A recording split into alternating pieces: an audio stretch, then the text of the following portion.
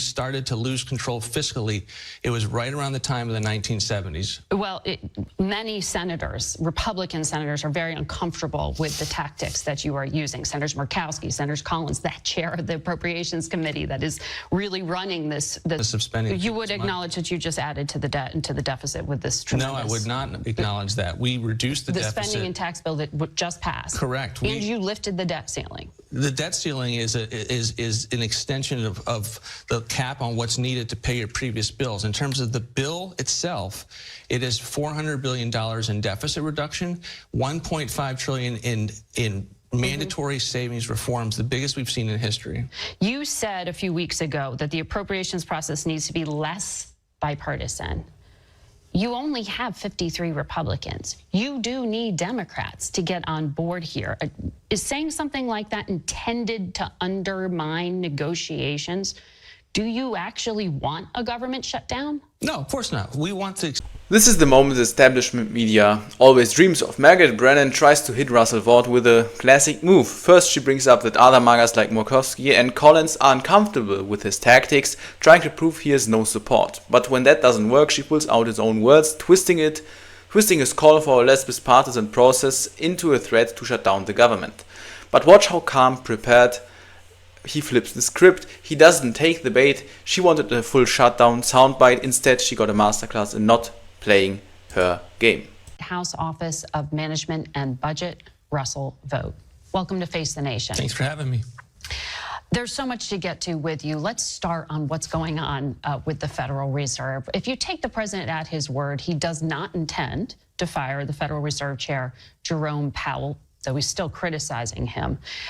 What is the president seeking in a successor when his term ends in May 2026? Well, I think he's looking for a chairman that's not continually too late to the developments in the economic marketplace. And I think what we've seen with Chairman Powell, he was very late in the Biden administration to raise rates, to articulate the concern with regard to the Biden administration spending. We all knew on the outside, even Larry Summers knew that we were going to have an issue with regard to inflation. And we saw, recent historical inflationary levels that we hadn't seen before. And now he is too late to lower inflation rates. And so that is the kind of thing that we want to see in the next chairman of the Federal Reserve. And one of the reasons why is... More of a focus on inflation? Want an ability to recognize the developments in the economic marketplace. In this case, we want to be able to see lower rates and to have an ability to get the economy going. And one of the things we saw with Powell is that one of the reasons he was so late was because he didn't understand that inflation is largely a monetary phenomenon. He kept saying that inflation was transitory. He didn't tackle the problem. And now he's, again, too late. And you marry that with fiscal mismanagement at the Fed, it's a huge problem that we're trying to raise the country's awareness level with. But as you know, the Fed is structured in a way where he doesn't have unilateral control. There's a governing board, others weigh in. You did work on Project 2025, and we went back and looked at what they said in their About the Fed. As people may know, that's a Heritage Foundation product that got a lot of scrutiny during the campaign. The chapter on the Fed called for Congress to overhaul the Fed's focus and powers.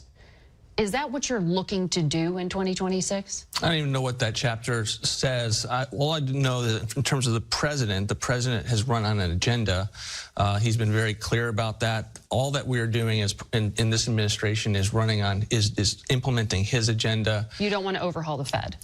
We want an economic system that works for the American people. That includes the Fed, and the president has been very clear that all he's asking from the Fed is lower interest rates. Health front. Senator Katie Britt of Alabama, 13 other Republicans came out with a letter saying that you've been slow in releasing funds for the National Institute of Health for research into cardiovascular disease, cancer.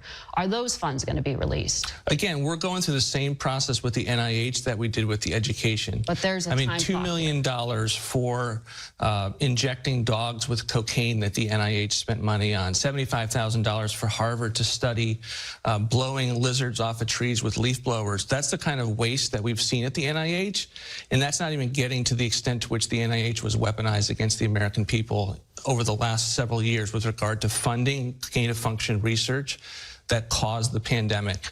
We have an agency that needs dramatic overhaul. Thankfully, we have a great new head of it, but we're going to have to go line by line to make sure the NIH is funded. Are you going to properly. release the cancer funding research and the We're going to cardiovascular continue. We're going to disease continue to research go to the same process that we have gone through with regard to the Department of Education at every one of these agencies. Before September, that money will be released? And we will release that funding when we are done with. So there's concern that you're withholding the money, hoping it just won't be spent. I mean, if you look at the White House budget, it does call for a 26% cut to HHS, $18 billion cut to NIH.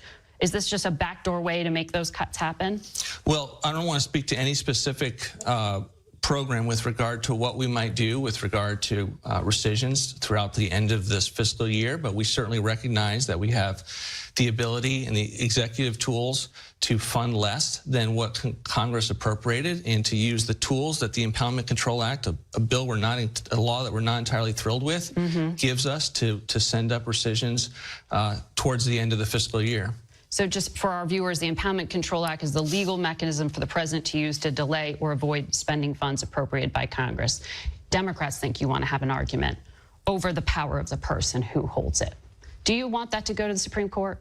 Well, look, for 200 years, presidents had the ability to spend less than the congressional appropriations. No one would ever dispute, and our founders didn't dispute, that Congress has the ability to set the appropriation ceiling. But 200 years of presidents, up until the 1970s, had the ability to spend less if they could find efficiencies or if they could find waste that an agency was doing. That sounds like a yes. We lost that ability in the 1970s. The president ran on restoring that funding authority to the presidency, and it's vital. If you look at when we started to lose control fiscally, it was right around the time of the 1970s. Well, many senators, Republican senators, are very uncomfortable with the tactics that you are using. Senators Murkowski, Senators Collins, that chair of the Appropriations Committee that is really running this. This is the very strategy the media hates the most. Brennan tries to trap Vought in 3 separate issues, but then he refuses to play her game every single time. First, she brings up the Fed, and Vought doesn't get lost in the weeds. He just lays down a very simple truth, namely Powell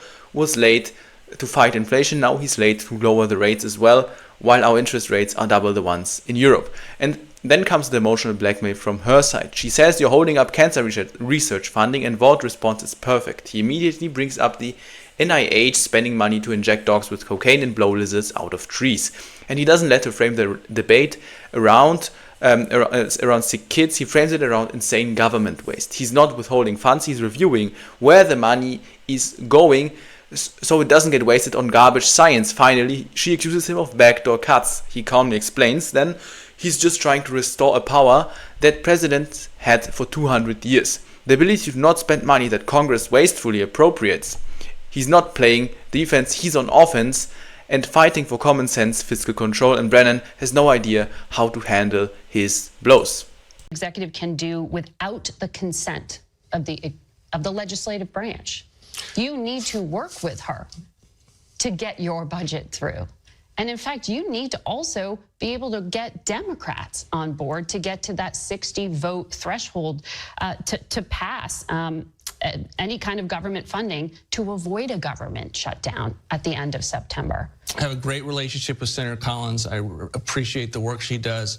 She is the chairman of the Appropriations Committee, so obviously we're going to have differences of opinion as to the extent to which these tools should be used. I mean, she had concerns with the rescissions package. The rescissions package was a vote that Congress had to make these cuts permanent. On a party line vote. She says, you want to go do these clawbacks, you do it through regular order, and you can put rescissions but that into an was, in fact, package. under regular order. That's the challenge, is the appropriators want to use all the rescissions, they want to put them in their bills, and then they want to spend higher on other programs. We're $37 trillion in debt market. We actually need to reduce the deficit and have a dollar of cut go to $1 of deficit reduction. That's not what the appropriators want, and it's not news that the Trump administration is going to bring a paradigm shift to this town in terms of the business of spending. You would acknowledge that you just added to the debt and to the deficit with this tremendous... No, I would not acknowledge that. We reduced the deficit. The spending and tax bill that just passed. Correct. And you lifted the debt ceiling.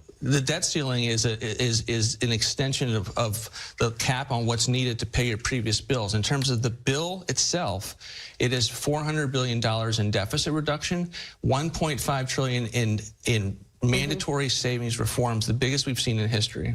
You said a few weeks ago that the appropriations process needs to be less bipartisan. you only have 53 Republicans. You do need Democrats to get on board here. Is saying something like that intended to undermine negotiations? Do you actually want a government shutdown? No, of course not. We want to extend the funding at the end of this fiscal year. We understand from a math perspective we're going to need Democrats to do So that. what does less bipartisan Well, mean? Margaret, the whole week the Democrats were making the argument that if you passed the rescissions bill, that you were undermining the bipartisan appropriations process. So if Brian Schatz and every other appropriator is making that argument The for a chair week, of the Senate then Appropriations making that Committee, argument, you Republicans have said to that. be able to respond and say, if you're going to call a rescissions package that you told us during the months of January and February that we should use to do less spending, if you're going to say that is undermining the bipartisan appropriations process, then maybe we should have a conversation about that. That is all it was meant to convey. But the alternative to this process is another continuing resolution, these stopgap measures. Are you open to that? Because that would lock in Biden-era funding. What is your alternative here? If you want a less bipartisan process,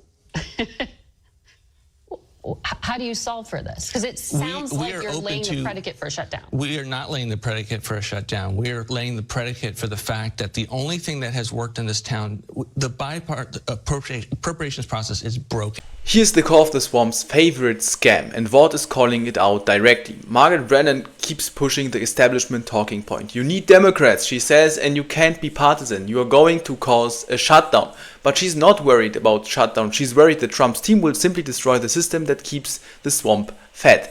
Vought explains that the so-called bipartisan process is what gives us $1 trillion omnibus bills. And as the commentator noted, these are giant garbage bills where politicians from both parties stuff in their pork and wasteful spending, hoping no one notices, and they throw in a few good things to sell to the public. But it's a Trojan horse when it comes to debt.